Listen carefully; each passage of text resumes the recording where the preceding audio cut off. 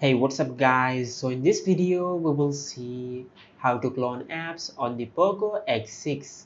Now to do that, just open the settings app on your smartphone. Now from here just scroll down and tap on apps. Now from here just tap on dual apps and tap on create. Now from here just enable the toggle for the apps which you want to create a clone of. Just like that. Now just wait for a few seconds for your smartphone to create a clone of the apps which you have selected. Just like that. Now once you have done that, now if you go to your home screen and open the app drawer, you will find the apps which we have created a clone of.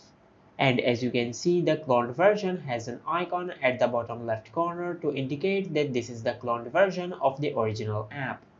And this is how you can clone apps on the Poco X6. If you found this video helpful, please like the video and subscribe to our channel and hit the bell icon to get notified when we upload a new video.